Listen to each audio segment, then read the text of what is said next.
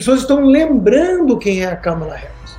Uma besta quadrada, radical, com uma risada histérica de hiena no cio, que não consegue articular ideias coerentes por 5 minutos e que está tendo que se vender como aquilo que não é. Olá, Edu Carvalho, melhor canal de cortes do YouTube. Opa, eu sei que você não aguenta mais ouvir, eu pedi para você fazer o triplo C, curtir, comentar e compartilhar, mas eu peço porque 4 entre cada 10 pessoas sequer estão inscritas no canal e a maioria não ativa as notificações e nem curte o vídeo, e isso prejudica o nosso algoritmo. Então ajuda a gente aí, brigadão. Eu vi um vídeo interessante esses dias aí nas redes sociais, no X, né, que chamou minha atenção pelo seguinte: nada contra como cada um se conhece, né? Eu tive um período, imagina um sujeito se divorciar morando em Weston. Todo mundo que está em Weston está lá por causa das boas escolas públicas e por causa de família. Então, praticamente não tinha, né? Não tem gente solteira. Então, nada contra você tentar conhecer gente online e tudo, mas minha noiva eu conheci por 2 amigos distintos que apresentaram amigos em comuns, né? E isso faz alguma diferença. Eu acho que faz, né? Então, esse vídeo chamou minha atenção porque é um negócio impressionante e talvez explique uma parte boa aí dos problemas da era moderna.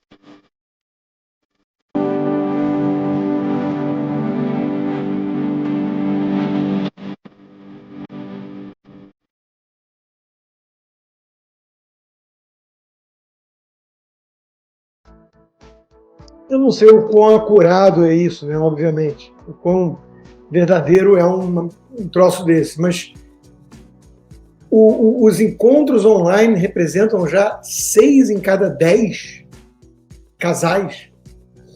Aí não tem mais amigo indicando, cada vez menos, né? Igreja, escola, um encontro fortuito no bar, no restaurante. Olha, é um negócio impressionante, né? Como a gente sabe que online vale tudo, talvez isso explique muita coisa. Explica, talvez, também a decepção de muita gente, principalmente mulher, por conta do feminismo. Ficou tudo mais fácil, mais acessível, você vai lá online, cria uma certa persona, né? Coloca qualidades muitas vezes inverídicas, encontra a pessoa, né? E usa como objeto, depois descarta, e o mundo, digamos assim, o mundo que as feministas criaram não ficou muito bom para a mulher tradicional. E aí, hoje em dia, tem esse fenômeno da single lady with cats, né?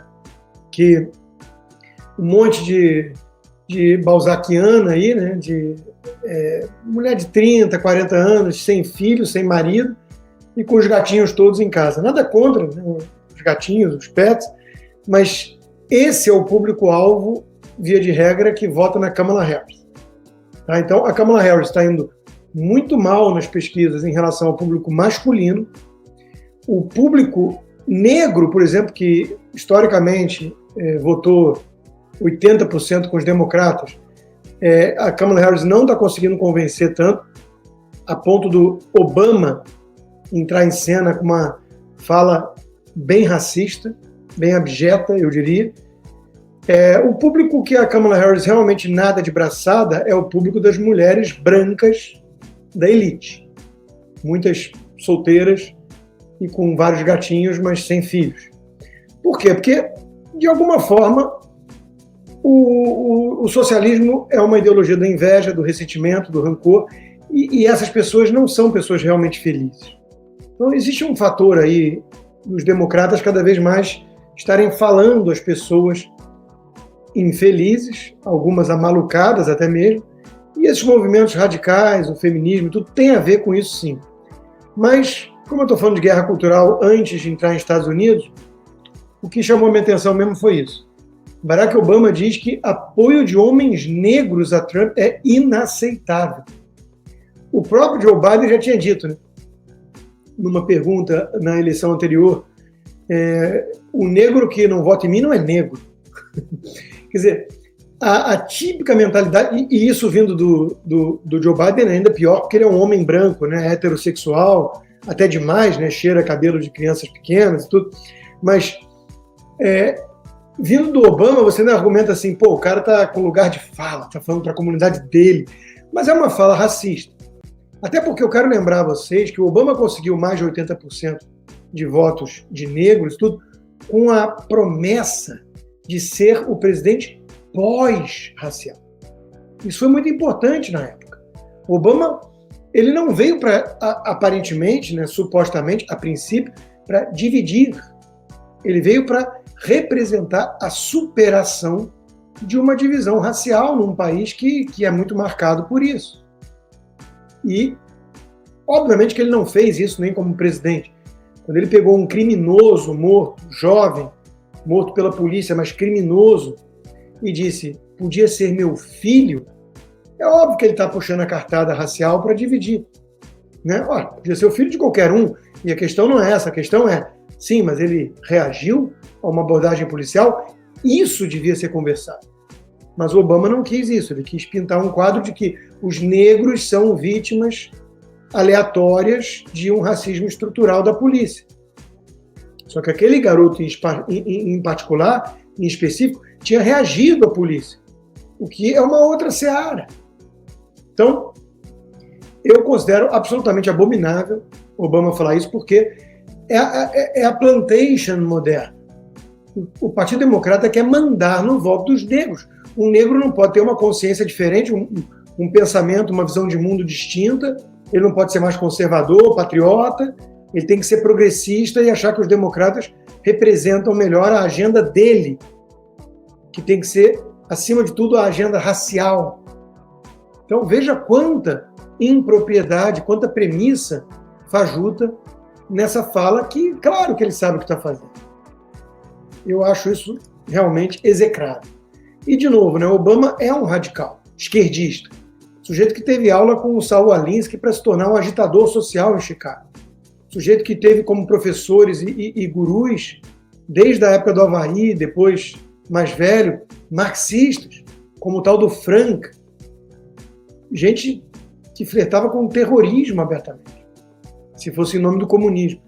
Mas a mídia sempre escondeu esse lado radical do Obama porque é o primeiro presidente negro e blá, blá, blá, blá, blá. Aí agora também tenta blindar a Kamala Harris, que é uma Dilma americana, uma besta quadrada, uma radical, porque é uma mulher negra, sendo que, na verdade, é indiana, mas enfim. Então, a coisa está feia. E esse tipo de fala do Obama, que denota, de certa forma, desespero, tem a ver exatamente com isso. O Partido Democrata está em pânico. As últimas pesquisas são muito ruins para Kamala Harris e para o Partido Democrata. O Trump abriu uma boca de jacaré. Em relação ao colégio eleitoral, está dando braçada. E aí, meus amigos, a gente pode pensar em um fenômeno que nos Estados Unidos é o Sugar Effect, conhecido como Sugar Effect, que quando você... Quem tem criança pequena conhece, né, esse efeito muito, muito bem. Né?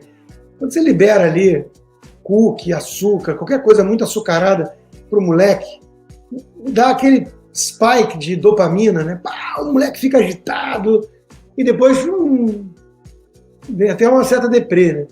Porque é um spike justamente de dopamina no cérebro, mas não tem efeito sustentável. Quando você tira o Joe Biden, senil, medíocre, com um legado de lascar sofrível da sua gestão geopoliticamente falando, da economia e por aí vai, e coloca um sangue novo, a Kamala Harris, só pelo fato de não ser mais o Joe Biden, o Partido Democrata ficou animado. deu aquele shot de dopamina. Puta! Agora vai! Captou uma fortuna. Alex Soros começou a assinar cheque freneticamente. Vambora, agora vamos. E todo mundo esqueceu quem é a Kamala Harris. Uma figura que nas primárias contra o Joe Biden não só o acusou de racista, como desistiu antes de chegar ao seu estado como senadora Califórnia. Pensa numa coisa dessa. Antes de chegar no estado em que, teoricamente, ela ia nadar de braçada, ela desistiu da corrida. Por quê? Porque agora todo mundo está lembrando quem é a Kamala Harris. É aquela que só consegue falar por mais de 5 minutos se tiver um teleprompter na frente, só pode fazer entrevista se for pré-gravada com um homem do lado, que no caso é o Tim Walz, que é pior ainda que ela. Ou se foi editada, como fez a CBS no 60 Minutes, que deu o que falar aqui, né? Que jornalismo é esse que edita um trecho da entrevista para ficar melhor para ela? É uma loucura isso, né? Isso é assessoria de imprensa. Isso não é entrevista, isso não é jornalismo. Então, as pessoas estão lembrando quem é a Kamala Harris. Uma besta quadrada, radical, com uma risada histérica de hiena no cio, que não consegue articular ideias coerentes por 5 minutos e que está tendo que se vender como aquilo que não é, o oposto daquilo que dizia antes. Ela é uma metamorfose ambulante. Então agora ela quer o muro do Trump na fronteira, mas ela era chamada de czar da fronteira até ontem pela mídia, e é essa fronteira porosa e escancarada. Agora ela quer mais polícia, porque ela é uma promotora de justiça no passado e tudo, mas ela aplaude a turma do Defund the Police, do Black Lives Matter. Então, a Kamala Harris, as pessoas estão conhecendo melhor, porque tem muita gente que não vive de política, que não acompanha as lives do Ben Shapiro. Gente que vota e esporadicamente, chegando mais perto da eleição, fala, deixa eu dar uma olhada aí, quem são os candidatos? A Kamala Harris, aquela vice. Detalhe, a vice mais impopular da história. Isso já devia ser um alerta para o Partido Democrata que a escolha era ruim, né? Aliás, a escolha da cúpula, que não teve um voto nas primárias, e esse é o pessoal que quer salvar a democracia da terrível ameaça do Trump, que foi presidente até pouquinho tempo atrás e tudo tranquilo. Aliás, um mundo muito mais tranquilo, né, Guga? Oi, Guga. Era bem mais tranquilo o mundo e economicamente falando, melhor. Então, esse discurso não cola. As pessoas estão se dando conta de quem é a Kamala Harris e fugindo dela. Então, se não tiver aí uma terceira tentativa de assassinato do Trump até a eleição, hoje a situação está bastante confortável. Inclusive, o Trump está hoje em todas as pesquisas importantes de swing states, de grupos minoritários e tudo, ele está em todas as pesquisas à frente do que ele estava na mesma época, em 2016. Então, boa notícia para quem entende, ao contrário do Guga, que o Trump precisa vencer para trazer paz de novo para o mundo, e melhoria econômica, e acabar com um homem confuso que acha que é mulher comandando pastas importantes do governo, só porque é um homem que acha que é mulher. Muito obrigado pela preferência, sob censura ainda, né?